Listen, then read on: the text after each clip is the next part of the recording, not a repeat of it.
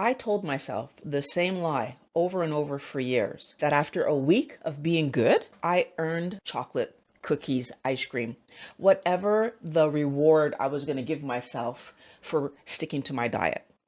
Now I know it's not a reward, it's a reset button for my addiction. What I want you to understand is that cheat meals, cheat snacks, those treats we give ourselves are a carefully designed trap set by food companies. The food industry wants to make sure that you never escape their clutches. Today, I'm not just calling it a lie. I'm about to expose exactly how the food industry has hijacked your brain and keeps you stuck in a cycle of failure and shame. Please subscribe. The first part of this very sick mind game is that they get us to use the very food that makes us fat and sick as a reward for not eating it. And I think when we stop and think about, we all know that makes no sense. I put it down for a full week, and then on the weekend, on Friday usually, as soon as I possibly can, I'm picking it up again. And Wellness Warrior, I want you to think about this from the perspective, if your good friend tells you that they're battling with drinking and they finally get through a week of not touching it and they're going to celebrate by going to the bar and having a beer, we all would be very concerned about our friend, right? Because we'd be like shaking, what are you doing? And when you say it out loud, it makes absolutely no sense. And yet I would celebrate eating healthy all week with a piece of chocolate or some ice cream. It's absurd.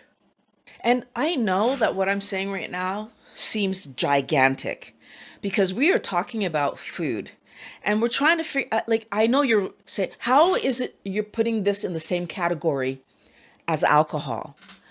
But Wellness Warrior, please stop and think about when was the last time that you felt in control when you were eating, insert whatever your thing is. For me, it was chocolate. If I took a bite of chocolate, I lost all sense of control. I wouldn't have a reasonable portion. I was eating it until I felt stupid, until I felt like something was wrong with me. Yes, I now look back and realize that when I was jokingly calling myself a chocoholic, it wasn't a joke. I didn't just have low willpower. That's not what was going on. My brain was actively pushing me to go get more chocolate. My brain was actively pushing me to overeat pizza. And it's not because chocolate or pizza are good for me. As a matter of fact, it's the exact opposite. Chocolate, pizza, French fries, all the things that I used to chase with zero ability to stop myself from chasing it, these things were being chased by me absolutely because they were engineered, and that's a big word that I'm using right now, because I'm saying that this is purposeful. But I'm actually saying this is purposeful. Because when a company knows that by adding fries to their trio, by adding fries to the meal, means that people are much more likely to A, overeat it, and B, feel compelled to come back and get it again tomorrow, and the next day, and the next day, despite watching their weight rising. That's a meal that was created to cause us to have no control. Pizza is the perfect combination of salt, sugar, and fat. Candy, cookies, so many of the things, chips that we eat are a perfect combination of salt, sugar, and fat to cause us to overeat them. Yes, I'm actively saying that food is being engineered to hijack our brain. It's being engineered so that there's a flood of dopamine that overrides our body's natural satiety reflex. What that means is, usually when you eat meat, fish, poultry, and eggs, when you're full, your body gives you a very clear signal. Stop eating. That signal is so, first of all, dramatic, but second of all, innate. That's a it's biologically wired into us in such a way that it actually stops us from eating. This food somehow bypasses that. And then we're eating until our stomach hurts. Yeah, I've done that with chocolate. I'm so embarrassed to say that I've done that with. This is not a willpower problem, Wellness Warrior. You are being outmaneuvered by science, food science. They're tapping into our biology, understanding how our brain works, understanding how hormones and signaling happens internally, and then using it against us to get us to overeat because that's monetarily beneficial to them. What's really frustrating to me is that I used to blame myself for not being able to stop. Why can't I have one cookie? Why can't I just have a little bit of chocolate? And I blamed myself, thinking that there was something wrong with me. But the interesting thing is, if you stop and think about it, sure, there are lots of people, for example, that can eat one cookie. And I'm not going to say that everybody's like me in that respect. But those same people will tell you, if you say to them, don't have bread ever again. I could never go without having bread. It's not because the thing that got me was clearly junk food, cookies, chocolate, ice cream, that getting caught by bread, pasta, and rice is better. When that switch gets flipped in our brain and it's telling us to eat more, we aren't actually wanting that. We don't control it. What's actually happening is that because what we ate was non-nutritive, our body can't use it in a healthy way to build us, in a healthy way to repair us. So we can't stop eating if our body is trying to accomplish something good for us, healthy for us. If we're not giving, it's going to keep sending us back out to bring it actual food that it can build our body with, heal our body with, trying to do good things for us. So what happens, Wellness Warrior? We do a full week of eating healthy. We're feeling really, really proud of ourselves. And then we give ourselves a forbidden cookie, right? Because we're not supposed to eat this thing. This is another part of the way that they get us. You're not supposed to be eating this. So you're not going to have a lot of it.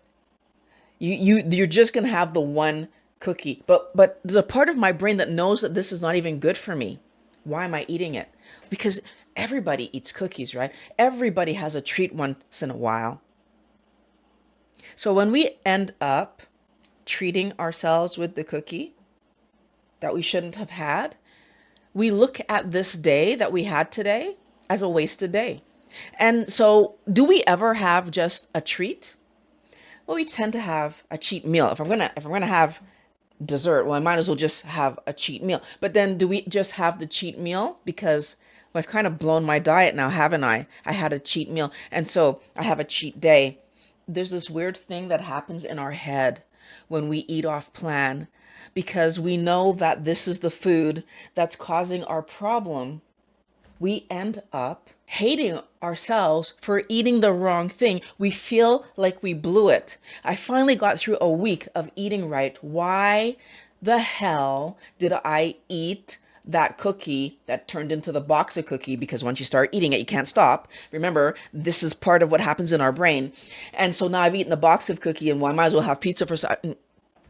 Your planned cheat gets out of control and it turns into a binge.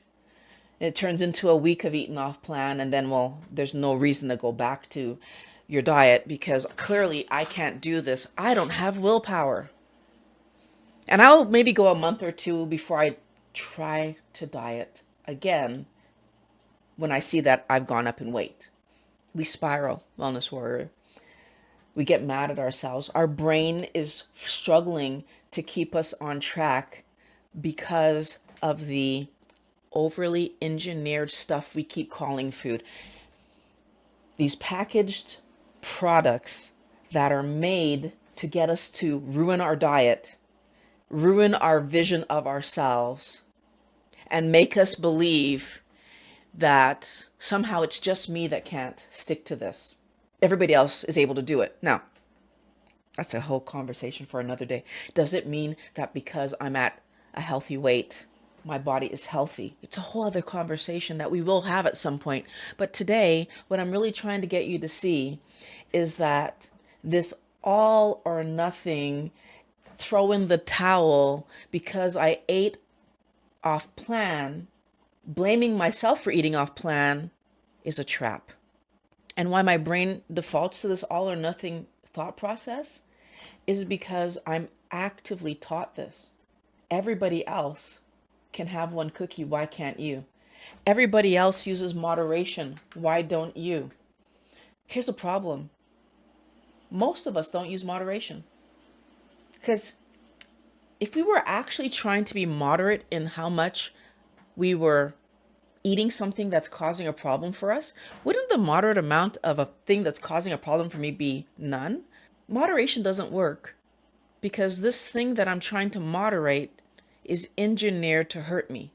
It's engineered to cause problems for me. And so therefore, there isn't a moderate amount to have. I'd like to know what food, I hate calling this stuff food, what was the junk that you were eating that made you throw in the towel and get off your diet? For me, it was chocolate. Just show me chocolate, I'm off my diet. Put yours in the comments because there's power in seeing that you are not alone in this. A huge thank you to my channel supporters. If you get value from this information and you want to help me out, consider becoming a channel supporter. The links are in the description. So, if the cheat meal is a trap, what's the real reward? What do I get out of sticking to my diet every single day and not eating off plan? The real reward isn't a donut. It's actually freedom. Freedom from cravings, freedom from that guilt cycle that we get into, freedom from the painful body that I was living in. Oh my goodness, that was worth it all by itself. And by the way, me getting away from that horrible pain that I was living for 23 years, I got away from it in 3 months, by the way. That's what solidified to me that every single day I was going to eat on plan no matter what. But I would actually say that the biggest reward is feeling in control of what you eat, feeling in control of your own body. Maybe for the first time in years, I actually don't think about food like until it's time to actually eat something. And even that, like, I know what I'm going to eat every single day because I eat like 4 to 5 things on repeat. I don't worry about groceries. I don't worry about lunch, breakfast, or something. I don't worry about food. This isn't about being perfect, right? Perfect is part of the black and white thinking that food companies use against us that makes us think that if I ate something off plan, well, my whole entire diet is shot and now I need to start over. And you know what? There are going to be occasions where, for example, you're eating at a friend's house. This has happened to me, where I'm eating something my friend made, knowing how I eat, and when I put part of it in my mouth, it's sweet. And I'm like, what was that? And there's something in there that had you told me before I ate it, I wouldn't have eaten it. Does that throw me out of my diet? Well, sort of, because I ate something I normally wouldn't eat. But does that get me to give up and, well, I guess because I ate a bite of whatever, that means that I'm good? No, what it does is it says to me, don't finish that part of the meal. Black and white thinking keeps us stuck, Wellness Warrior. And they know that. They know that if I would say, oh, well, I've already tasted it. It was already, I might as well just eat it now. It's on my plate. I might as well eat it. That's what's actually going to trigger me, because maybe one bite is not enough to turn that dopamine system on. But if one bite is enough to turn that dopamine system on, that's even telling me how much damage my body still has to recover from. First of all, I'm going to throw that out there for you to think about. But second of all, hopefully it's not enough. And in that case, I don't want to risk that 2 bites or 5 bites is enough to turn that dopamine chasing addiction back on in me, right? So that sugar cascade causing my hormones to be out of control, and I'm eating the wrong thing for how long?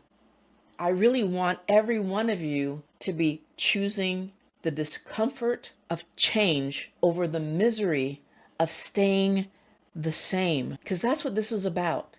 It's always uncomfortable to change whatever it is we're going to change in life. In this case, we're talking about changing our food, the base of how we build our body for the last 10, 15, in my case, 46 years. I had been building my body that way. And I changed it, as uncomfortable as that was. And I'm so happy that I did. This new way of eating is like a new language, right? When you learn to speak a new language, it feels awkward at first. You're not sure if you're pronouncing the words right. You don't know the rules of the syntax of like how you say these sentences. You make a bunch of mistakes. But the more you practice, the more fluent you become. And soon you can be in that ecosystem. So whatever country speaks that language, and you can communicate with confidence. And honestly, Wellness Warrior, that's where you find the real benefit, the real prize, the actual treat for your body is in feeling good and navigating, in you knowing not just what I can eat at home, what I can eat anywhere, because you've internalized what real food is: meat, fish, poultry, eggs. What real, if you do eat vegetation, what healthy vegetation is: low glycemic, low sugar vegetables. You've internalized that, and no matter where you are confident in building a healthy version of yourself with whatever food is put in front of you. You have a mind that is clear. You have a healthy body that knows how to regulate its own weight, which is, I think, the biggest thing that I got out of figuring out my new diet. This started off healthy keto way of living my life, and eating on plan every day. Eating on plan every day. I didn't feel like I was giving up my comfort foods, which is how I felt with every other diet I had ever done in my entire life. And it seemed like an impossible task that I'd be doing, that I would never eat chocolate again, that I would never. And you know what? In my brain, I always knew I would go back to eating those things. They were the way that I coped with my hard day. How would I not eat them? But you know what? When I started to eat this keto way of eating and felt amazing, and my head was clear, I had fewer hard days. Somehow, I just managed better. No, it's not just somehow. When your body is healthy, when your brain is healthy, your ability to solve problems is better. You're not just solving problems for your body better, you're solving problems for your life better. That's the real freedom of eating healthy every day on repeat. We are so afraid of failing that we allow companies to offer us easy answers. And we're so afraid of failing that we expect to cheat on our diets. Wellness Warrior, today I'm saying to you with clarity, because I never thought that I would be able to say, I don't eat chocolate. I never thought that I'd be able to say, I don't eat ice cream. Because chocolate and ice cream were two things that always got me to cheat on my diet, that always got me back to eating standard Canadian diet. And I'm saying to you today with confidence that if you want to be healthy, the answer is in recognizing that everybody cheats is the lie that companies have given you to make sure that you cheat, because that resets your diet and gets you back into the addictive spiral that they need you in so that you keep giving them your money. Today's the day that we've uncovered and I've revealed to you that's how they get you back. What you want to do is get those cravings under control. That's why you're going to watch this video that I have linked here and is linked in the description below. You're going to watch that video after you let me know what's the thing that gets you every time. Put that in the comments and then watch the video. You can do this. Let's go.